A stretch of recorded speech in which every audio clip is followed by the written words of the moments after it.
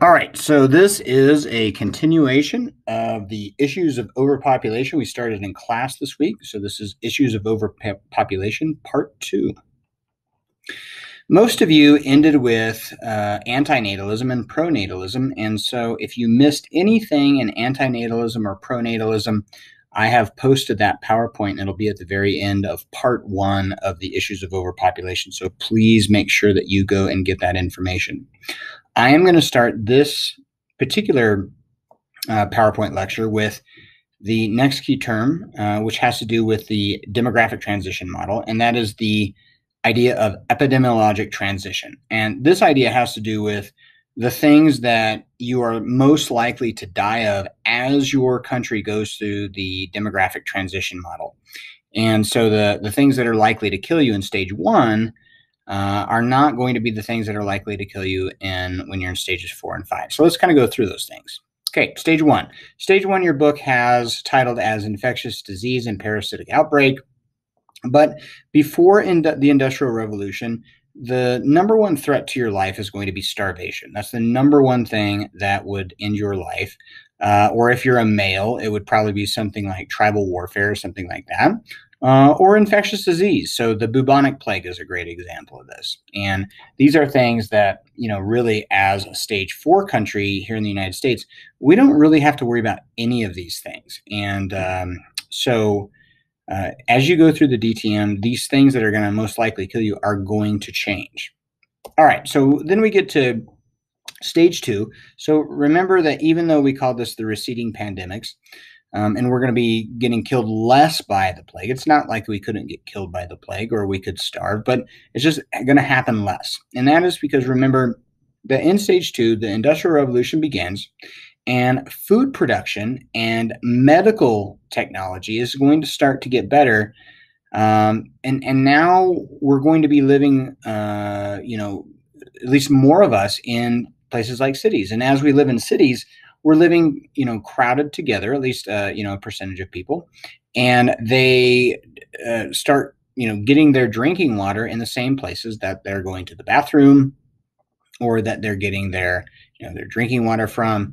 And this creates a situation where now diseases like cholera or stagnant water that creates a situation like malaria today.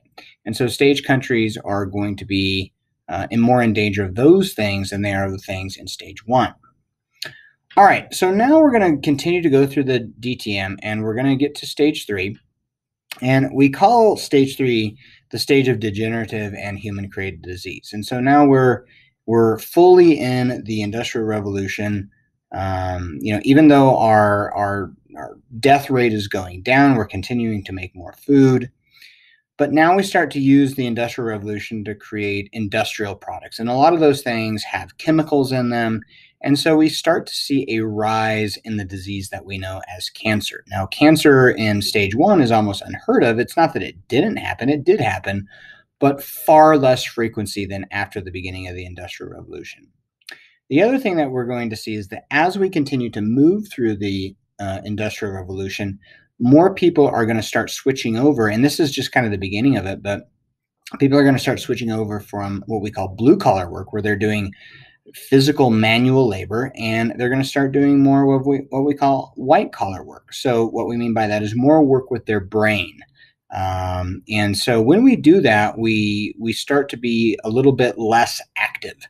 And now we're going to, because we're getting so much more food and because we are so much less active, we are going to start to see for the first time that heart disease, what we would call heart attacks, are going to start to be something that's going to kill us far greater than, the starvation and things like that in stages 1 and cholera in 2. All right, so by stage 4, now we're sort of getting to the end of the DTM. And really, stage 3 and stage 4 are very similar in terms of, cardiovascular disease and cancer are still going to be the number one things that cause us to die. It's just that because of improved medicine, because we are living a little bit healthier, we see a rise in life expectancy and we die of these things at a later age. Now, what we're kind of starting to see in a lot of these stage 4 countries is as people are living longer, things like dementia, Alzheimer's disease, those are things that are going to be a threat to us too. and we're in stage 1 and stage 2, we're not living long enough. You don't see that many people die of dementia, but now that we're living into our 70s and 80s, that definitely starts to happen. All right, lastly, we are starting to see in these later stages that because of improved medicine, we have prescribed things like antibiotics so frequently that our body begins to get immune to them. And so we're actually starting to see the evolution of new diseases that resist antibiotics. We're starting to see things like coronavirus where we have improved travel, but it's also spreading diseases that never would have been spread to new places had we not had good globalization travel. So the coronavirus is a great example of what we're starting to see in stage 5, which is the reemergence of infectious and parasitic disease. And hopefully this does not get much worse, but this is kind of uncharted territory. Okay, so that is the epidemiologic transition, a product of the demographic transition model. All right, on the issue of on the issue of overpopulation, probably no voice spoke louder than Thomas Malthus. Now, Thomas Malthus was, he lived in England, and he lived during the early part of the Industrial Revolution, and he saw unprecedented population growth. And no country had been through the DTM before. No country had been through industrialization. So people are trying to make opinions and judgments based on something they've never experienced. Kind of like coronavirus is uncharted territory for us. We really don't know how bad it is or how bad it's going to be or how long it's going to last. Thomas Malthus, you have to understand, is living through Britain's industrial revolution, and it's unprecedented. No country's ever gone through this kind of growth. And what he sees is that England's population is going to grow to the point that it outpaces its food supply. And furthermore, that other countries are going to start going through this too. And this could be a problem for the world, that we're going to have too many people in the world and not enough resources. And that it could lead to gloom and doom, that it could lead to wars over food. It could lead to mass starvations, really bad things. So Malthus's theory is kind of a gloom and doom type theory. He believed that we were going to reach overpopulation. Remember, overpopulation is too many people for not enough resources. Now, central to that idea is carrying capacity. Carrying capacity, you can think about it as a threshold, as a certain amount of threshold of how much population can we have before we get to overpopulation. And there's no magic number to figure this out. But what we can say is that when you are in a stage 2 or stage 3 country, you are really putting a burden on your carrying capacity. And we could say that stage 2 countries are most likely exceeding their carrying capacity. Now, as your technology gets better, as your population growth slows down, you will figure out ways to increase your carrying capacity through the ideas of things like possibilism. But Malthus, what he saw in England at the time that he lived through was that England was exceeding their carrying capacity. All right, so in terms of Malthus, was he correct? Well, not an easy answer. I mean, overall, probably he was not. Remember what Malthus does not know is that through the DTM, your population will eventually come under control naturally as you go into stage 3, 4, and then eventually 5. But if you were to kind of make an argument of where he was most correct, you would say during stages 2, most primarily, and then stage 3. This is where we still have a pretty good deal of population growth. And it is likely that if you're in stage 2, you are exceeding your carrying capacity. So we would kind of say, sort of, he was correct. Now, we do have a new kind of group of Malthusians, people that kind of see things the way that Thomas Malthus did, but for a different reason. And we call those people neo-Malthusians. They recognize that it might not just be a shortage of food, but also that the shortage of mineral wealth, of natural resources such as trees, gas and oil, that those things could create instability in the form of war. And so those people would argue that Malthus was correct. Overpopulation for resources, just the wrong resources. He believes it's more than that. Neo-Malthusians believe that it's more than just food. It's actually mineral wealth and energy sources as well. Okay. So issues of a quick doubling time. Remember, when your country exceeds carrying capacity, you can kind of see these pictures. You have a strain on all of these things. Your resource and environment, water, food, available trees, arable land, etc. If you look at the squatter settlement down here in the bottom left, you see you have a strain on housing. People live in conditions where they're very unhealthy. This impacts your life expectancy. Maybe you don't have running water. Maybe you don't have a toilet. Maybe you don't have gas and electricity to cook food. All of these things are going to put a strain on your population, at least initially, until the Industrial Revolution progresses and your people's standard of living comes up. And so all of these things can be strained with a quick doubling time.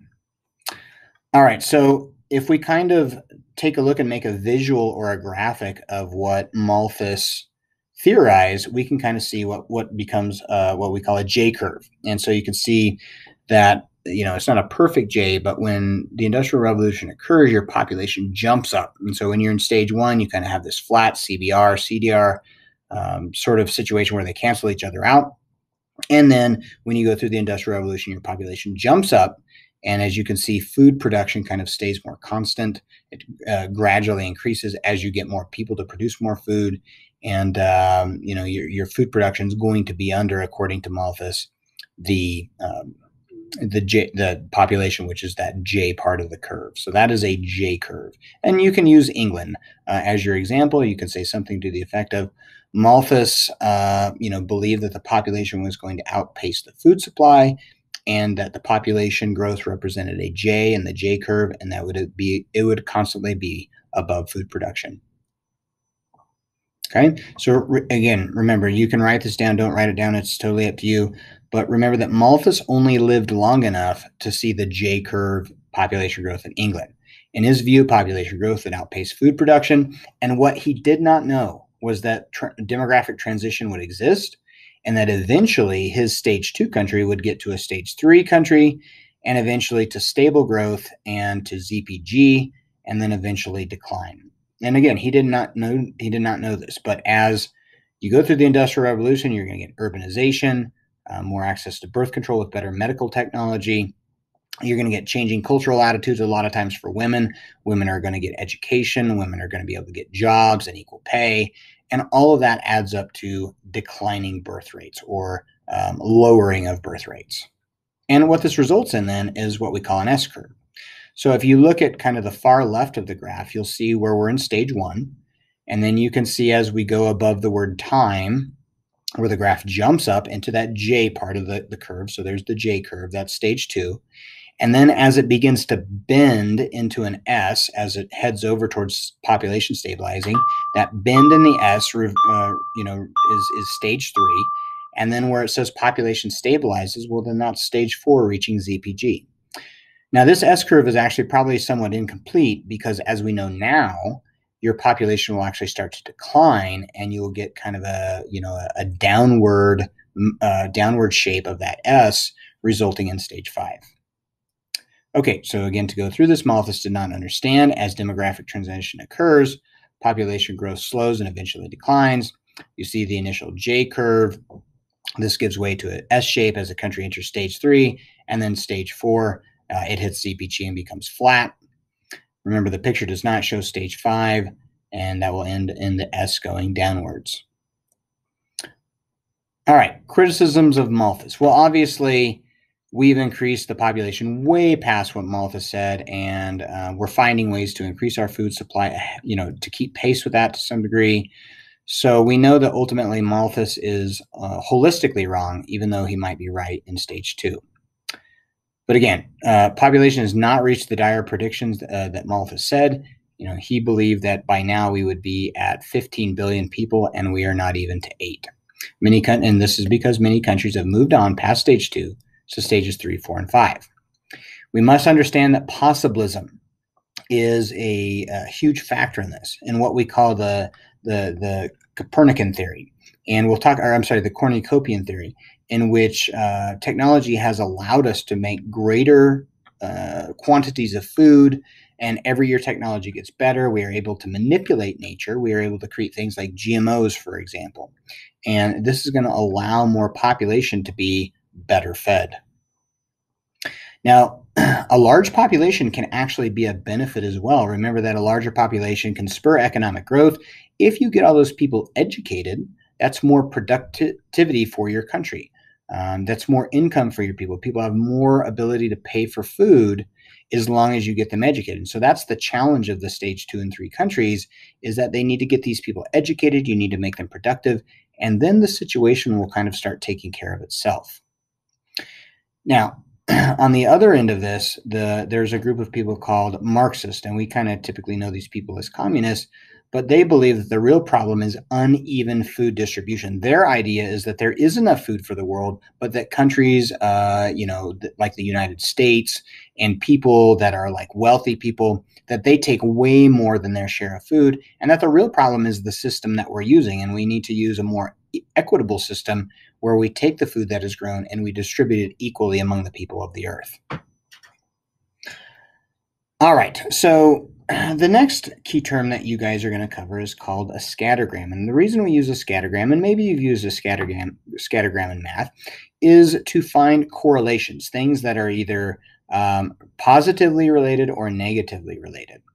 And so let me give you a couple of examples of this. So a positive correlation is when you have something that happens and then it causes something else to happen that way. If you have what's called a negative correlation, then something happens and then the opposite of that happens. So if we said like, for a positive correlation, when the years of women's education goes up, the gross national income will go up as well. But if we wanted to do a negative correlation, so something happens and then the opposite happens, a negative correlation would be something to the effect of, if we use women's education again, the years of women's education goes up, then TFR and CBR and NIR, those things should come down. So a positive correlation is if something goes up and up or down and down. A negative correlation is when something goes up, something else goes down, or the other way you could look at a negative correlation is when something goes down, something else goes up.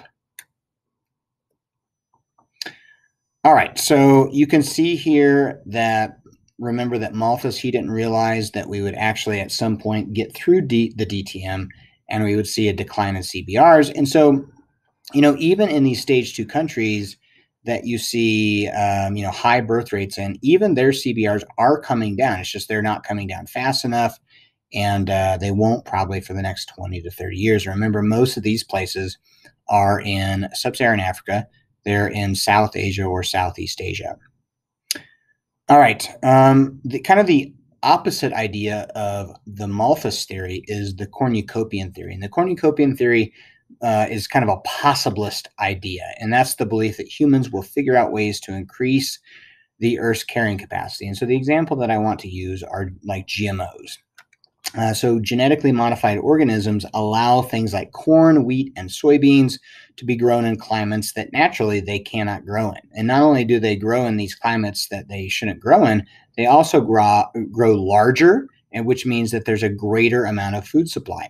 And so as we learn to modify nature through things like greenhouses, create things like GMOs, we get better drip system technology. This is all allowing us to create more food. And cornucopians, what makes them cornucopians is that they're not gloom and doom. Whereas Malthus thinks we're doomed, you've got apocalypse, we're going to have wars over food. The cornucopians are kind of like those people that say, hey, just relax. Humans are really smart. And there's almost 8 billion of us. And, 1 or 2 of us are going to figure out a way to increase the food supply enough so that people will have food. So it's kind of more of a glasses half full type of theory about food production for the population, as opposed to Malthus, which is more of a glasses half empty. And you can see a link up there, and you are more than welcome to it. It's a link that'll take you to a video clip that's kind of an unusual video clip. It's a Star Trek video clip, but it'll show you an idea of what cornucopian theory is in terms of the belief in human invention and creativity and technology that will allow us to not worry about starving anymore. So check it out. Just copy the link into a URL. All right, and there are your examples again. Okay, we just have a couple more terms. And I think for some classes we went over this, but I wanted to make sure that we went over this for every class. So we're going to take a look at the word development. Development is a measure of progress, and you're going to hear me talk about MDCs and LDCs quite a bit throughout the year. An MDC is a more developed country. These are countries that oftentimes get called developed. They also get called first world countries. These are the countries with the greatest amount of technology. Their people typically have the greatest amount of education, which makes them the most productive. And then typically their income is the highest. Countries like this can be found in North America and Europe and in places like Japan. But US, Norway, Germany, these are all countries that are more developed. And so if you take a look at the picture down in the right-hand corner, you're going to see that instead of using oxen or a cow and a plow, that our people are going to be using big, gigantic tractors and machines. And so that's kind of what makes you a more developed country is not only do you have technological progress, but your women are getting educated, so you have social progress. You have economic progress. Your people are making more money. These are all things that add up to you being an MDC. And then the opposite is true for LDCs, which we can find in, a lot of places around the equator, South America, Central America. You're going to find these in sub-Saharan Africa and then in South and Southeast Asia. Okay, a couple of those countries are like Mali, New Guinea, and Haiti. So again, those are LDCs. And remember, like I said, development is a measure of progress economically, socially, demographically. We can measure progress demographically. We know that an MDC is going to have a low CBR and a low CDR, whereas an LDC is going to have a higher CBR. And maybe they do have a lower CDR, but there's such a gap between them that their TFR is still very high, their population growth is high, so they're not as developed demographically. Okay, and then I think one, as students asked me during class that I forgot to cover, was MMR, maternal mortality rate. So I'm sorry if I forgot to cover this in your class, but let's make up for that. So let's go over maternal mortality rate. Maternal mortality rate is the number of mothers per 100,000 that die from child rearing related complications. And then typically, if you're within like a 40-day window of giving birth or you die at birth, that's what they count in maternal mortality rate. But again, this is not infant mortality rate, which is the babies dying. This is the mothers dying giving birth. And so if we look up some numbers, we're going to see that Denmark has 4 mothers per 100,000 that die of child rearing related complications, whereas Nigeria, which is is an LDC, they have almost 800 mothers per 100,000 that die from child rearing related complications. And this could be because the mothers don't eat very well. They live in a shack with a dirt floor and no indoor plumbing and very kind of unhygienic conditions. And so for all these reasons, you're going to see, if they don't have access to medicine the way that we do in LDCs, that we do here in MDCs, that they're going to have a higher number. Okay, I believe that is all of the key terms for Chapter 2. You should now be able to do your key term slides. If you don't have a definition or example for any of your key terms, make sure that you email me before class this week. Remember that we'll go over the terms in class, but then you will be turning them in. So be as ready as you can to turn in your key term slides for Chapter 2 when you come to class next week. All right, thank you for tuning in. Have a good day.